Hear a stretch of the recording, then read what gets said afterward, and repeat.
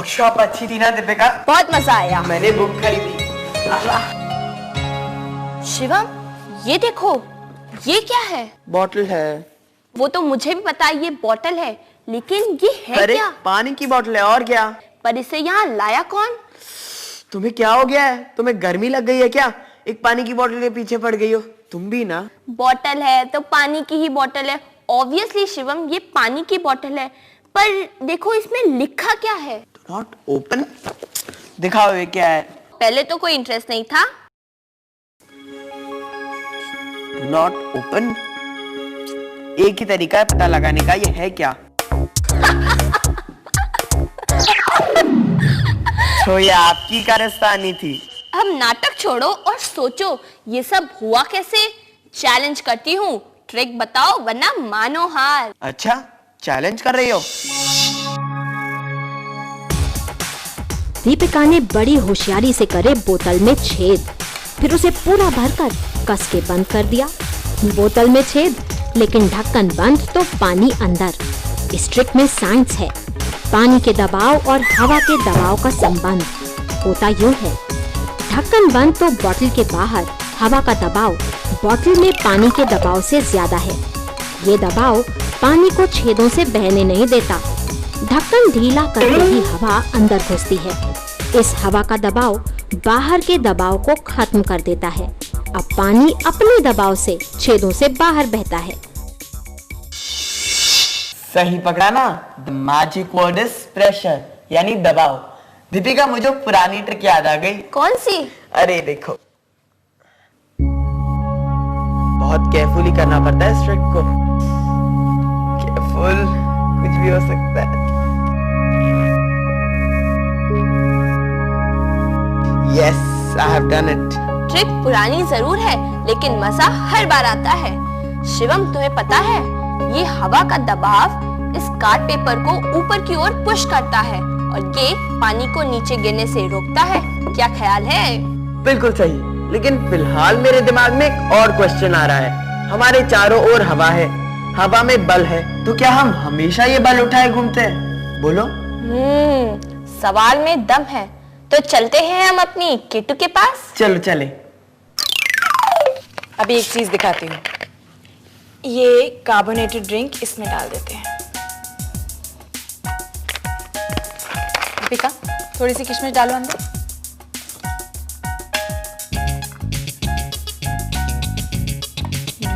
वाह। अभी देखो ये कार्बन डाइऑक्साइड के कमाल से कैसे ये किशमिश इसमें डांस करती है। अरे ये तो ऊपर नीचे हो रही है। अब तुम दोनों बताओ, आज तुम दोनों के मन में क्या है? एक्चुअली केटू, हम जरा दबे हुए हैं। दबे हुए हैं? बस थोड़ी देर पहले हमने ये रियलाइज किया कि हर वक्त हम कितना सारा वजन उठाए घूमते हैं। ओ, एटमॉस्फेरिक प्रेशर की बात कर रहे हो? एटमॉस्फेरिक प्रेशर मतलब हवा का दबाव। तुम लोगों को अंदाजा है ये कितना हो सकता है? ज्यादा नहीं होगा, वरना हमें पता कैसे नहीं चलता, हम तो पिचक ही जाते। प्लीज बताइए ना केटू। नहीं बताऊंगी, पहले तुम दोनों मेरे एक सवाल का जवाब दो। इधर आ जाओ। ये स्केल है, हल्का होता है, इसलिए इसको मैं यहाँ रख देती हूँ और इस पर ये अखबार का पीस स्मूथली स्प्रेड कर देते हैं। या क्या कर रही हैं केटू? अभी उस पे हाथ मारो और उसको गिरा कर दिखाओ। जितनी जोर से चाहते हो मार लो। केटू, ये क्या सिंपल सा काम है। आई एम श्योर इसमें कोई कैच है।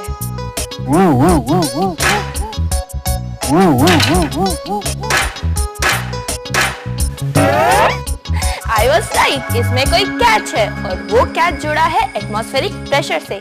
राइट केटू? Absolutely right. तो क्या हुआ अगर हमें अपने आसपास हवा नजर नहीं आती? वो है तो हमारे चारों तरफ। बल्कि मैं तो ये कहूंगी कि हम हवा के एक समुंदर में रहते हैं, एक ऐसा समुंदर जो मीलों गहरा है। मेज पर रखे स्केल को आराम से नीचे गिराया जा सकता है, लेकिन उसी स्केल को अखबार की एक शीट के नीचे रखें तो वो जोर से मारने पर भी नहीं गिरता। एयर प्रेशर जो अखबार को नीचे दबा रहा है। स्केल को धीरे से उठाएं तो अखबार के नीचे हवा जाकर ऊपर और नीचे का प्रेशर बराबर कर देगी और स्केल आसानी से गिर जाएगा। अब इमेजिन करें कि हमारी पृथ्वी ने गैसों की एक चादर ओढ़ी हुई है।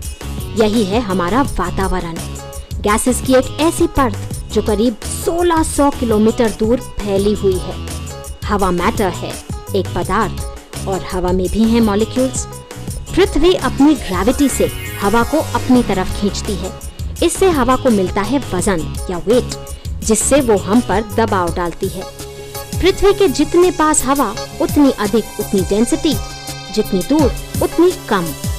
तभी तो ऊंचाई पर हवा का दबाव कम होता जाता है।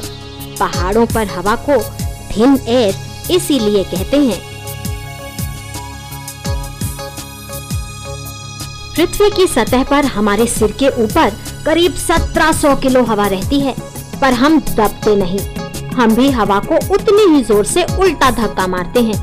इनफैक्ट अगर आसपास की हवा को अचानक हटा दिया जाए तो हमारी आर्टरीज फट जाएंगी। अंतरिक्ष में हवा नहीं, दबाव भी नहीं, इसीलिए एस्ट्रोनॉट्स पहनते हैं स्पेशल प्रेशराइज्ड स्पेस सूट। एक मजेदार बात बताऊं, हमारी बॉडी का जो पंप है, मतलब हमारा हार्ट, दिल, उसमें कितना प्रेशर क्रिएट होता है पता है? इतना प्रेशर कि वो हमारे ब्लड को 30 फीट दूर फेंक सकता है। और जब हम चीखते हैं तो हम अपनी आंखें खुली क्यों नहीं रख सकते पता है? अरे भाई, हमारी आंखें पप करके बाहर निकल आएंगी। प्रेशर यानी दबाव एक फोर्स है, एक बल है, राइट? करेक्ट। तो इसका मतलब ये हुआ कि प्रेशर और फोर्स में कोई ना कोई नाता तो होगा ही। हाँ, pressure is force by unit area. एक मिनट, हम यहाँ फॉर्मूले की रटाई करने थोड़ी ना आए हैं, हमें थोड़ा आराम से समझाओ। चक्कू छुरिया तेज करा लो। क्या? चक्कू छुरिया तेज करा लो। चक्कू छुरियां पैनी ना हो, ब्लंट हो, तो क्या हम उनसे सब्जी आराम से काट पाते हैं? नहीं ना। क्यों शार्प नाइफ्स ही कमजोर लगाकर काट छांट कर पाती हैं? ध्यान से देखें, धार वाले चाकू का एरिया ऑफ कांटेक्ट या संपर्क का क्षेत्रफल कितना है? बहुत कम। बस यही है दबाव, क्षेत्रफल और बल का रिश्ता। जितना कम एरिया उतना ज्यादा प्रेशर। अगर एरिया बढ़ जाएगा तो हम अपने बल को फैला देंगे, डिस्ट्रीब्यूट कर देंगे। प्रेशर पर यूनिट एरिया कम हो जाएगा। कैंची यूज करते समय भी ये रिश्ता नजर आता है। एरिया और बल के रिश्ते की एक और एप्लीकेशन। इन किताबों को पतली नायलॉन की डोरी से उठाना कोई आसान काम नहीं। हाथ पर बहुत दबाव पड़ता है, लेकिन चौड़े पट्टे से ये आसानी से उठाई जा सकती हैं। एरिया ज्यादा, प्रेशर कम। समझ में आया कि भारी भरकम स्कूल बैग्स के स्ट्रैप्स चौड़े क्यों होने चाहिए? जमूरे, चलिए तालियां बजाइए। वाह वाह जमूरे, वाह। जी उस्ताद। चलिए तालियां तो बजाइए। देखिए मेरा जमूरे, कमाल। अपना दिमाग की पावर लगाओ। अब जमूरा साइंस को अप्लाई करके दिखाएगा। चलो जमूरे। उस्ताद, ये तो फुस हो गया। जमूरे, अपने दिमाग का पावर लगाओ, अपनी अकल लड़ाओ, साइंस को अप्लाई करके दिखाओ। उस्ताद, जमूरा अपना दिमाग लगाएगा। जमूरे, दिखाओ अपना कमाल। ये देखिए उस्ताद। चलिए तालियां बजाइए। चलिए वाह जमूरे, वाह। तालियां बजाइए सब। धन्यवाद उस्ताद, धन्यवाद।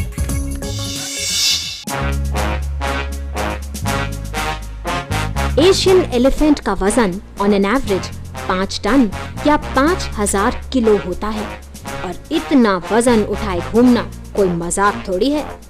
हाथी के पैर को देखिए, नीचे से गोल खंबे जैसा। हाथी का वजन इन्हीं 4 पैरों पर बराबरी से बढ़ जाता है। ना तो वो जमीन में धंसता है और ना ही अपने भार से दब जाता है। साइंटिस्ट्स ने पता किया है कि हाथी के पैर अगर इस आकार और इस साइज के ना होते तो हाथी के लिए जिंदा रहना असंभव हो जाता। वेट डिस्ट्रीब्यूट करके प्रेशर कम करने का मजेदार एग्जाम्पल है हाथी।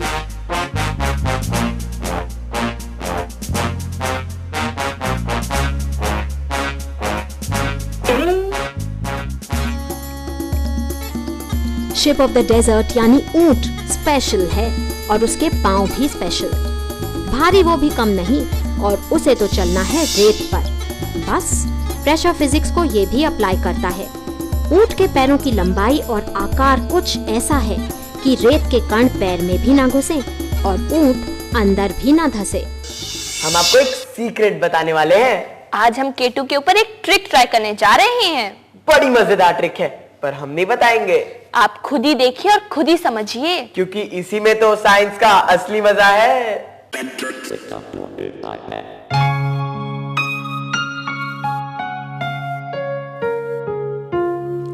अरे बिल्कुल सही टाइम पे आए। प्रेशर की बात इसको समझे बिना बिल्कुल इनकम्प्लीट है। तुम दोनों सुन रहे हो ना मैं क्या कह रही हूँ? हाँ। सुन रहे हैं। वैसे हम लोग सोच रहे हैं कि आप ये क्या कर रही हैं। देखो, मैंने ये दोनों बलून्स एक ही हाइट पे टांगे हैं। अभी मुझे सोच कर बताना कि अगर मैं इन दो बलून्स के बीच में फूंक मारती हूँ तो क्या होगा? कितना सिंपल क्वेश्चन है केटू। ये बलून्स इतने लाइट है कि जब हम ब्लो करेंगे तो बाहर की तरफ जाएंगे। सोच कर बताना। अच्छा, सोचना छोड़िए, आप पहले ये लीजिए, हमने आपके लिए लेमनेड बनाया है। Oh how sweet. मैं लेमनेड पीती हूँ, तुम दोनों ये ट्राई करो। करो।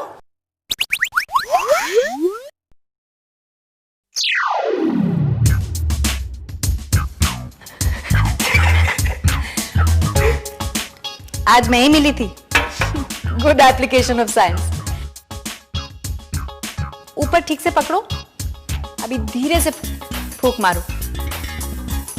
केटू, पर जब दीपिका ब्लो कर रही है तब बलून्स अंदर की तरफ आ रहे हैं, एक दूसरे को टच कर रहे हैं। और ये हो रहा है साइंस के एक बहुत ही इंटरेस्टिंग नियम के कारण। बर्नौलीज प्रिंसिपल का नाम सुना है आपने? देखिए, समझिए और अप्लाई करिए। डेविड बर्नौली ने प्रूव कर दिया कि जहाँ कोई फ्लूइड तेजी से चलता है वहाँ दबाव कम हो जाता है। बॉल्स के बीच फूंक मारते हैं तो बिल्कुल यही होता है। बर्नौलीज प्रिंसिपल प्रूव कर सकते हैं कागज के टुकड़ों के साथ भी। कागज के बीच हवा तेज चल रही है, मतलब कम दबाव।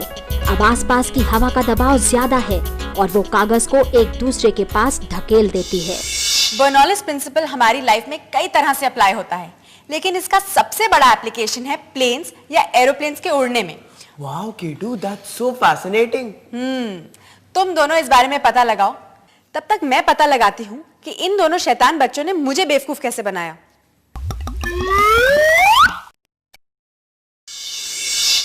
स्ट्रॉ में तो कर दिया था बच्चों ने छेद, और छेद वाले स्ट्रॉ से पानी ऊपर खींचा ही नहीं जा सकता। Simple science. स्ट्रॉ से कुछ पीते हैं तो हवा ही लिक्विड को धक्का देकर ऊपर चढ़ाती है। जब हम स्ट्रॉ को मुंह में रखकर ऊपर चूस रहे हैं तो स्ट्रॉ के अंदर हवा का दबाव कम हो रहा है। अब स्ट्रॉ के बाहर एयर प्रेशर ज्यादा है। बाहर की हवा ग्लास में पानी पर दबाव डालती है और स्ट्रॉ में ऊपर चढ़ा देती है। अगर स्ट्रॉ में छेद हो तो प्रेशर में ये अंतर ही नहीं होगा, फिर भला पानी स्ट्रॉ में ऊपर कैसे चढ़ेगा? Very good. कितनी डिफरेंट तरीके से साइंस के रूल्स हमारे डे टू डे लाइफ में यूज होते हैं ना। वैसे मैं सोच रही थी कि प्रेशर कुकर भी तो प्रेशर के रूल्स अप्लाई करके इतनी जल्दी खाना बना देता है। हाँ केटू, प्लीज बताइए ना, हम अपने बड़ों को इम्प्रेस कर देंगे। अभी तुम दोनों मुझे इम्प्रेस करो। ये बताओ कि प्रेशर कुकर कौन से प्रिंसिपल पर काम करता है? एक क्लू दे सकती हूँ। गरम गरम पानी हो, भाप को लग जाए ताला, प्रेशर कुकर बजाए सीटी, गरम को और गरम कर डाला। प्रेशर कुकर, घंटों का काम मिनटों में। कुकर काम करता है दोस्ती के नियम पर। प्रेशर और बॉइलिंग पॉइंट की दोस्ती दोनों साथ साथ चलते हैं।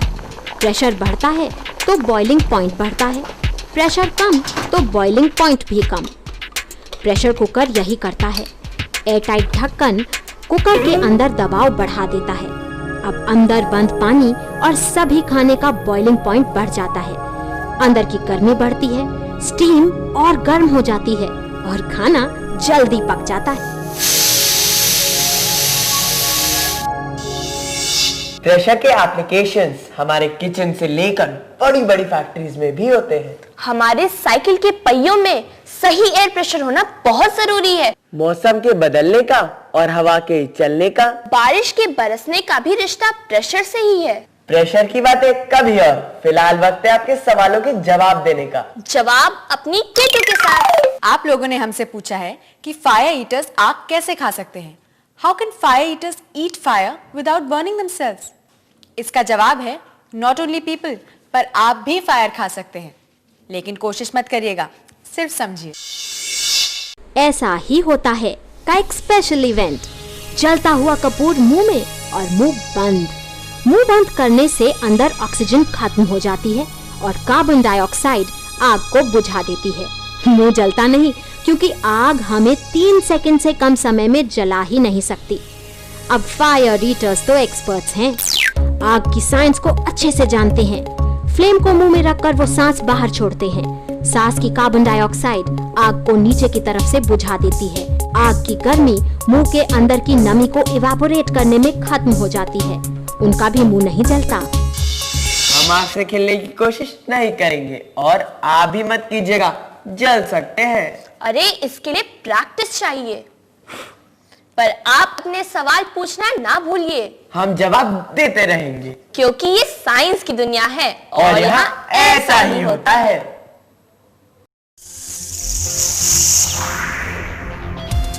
ऐसा ही होता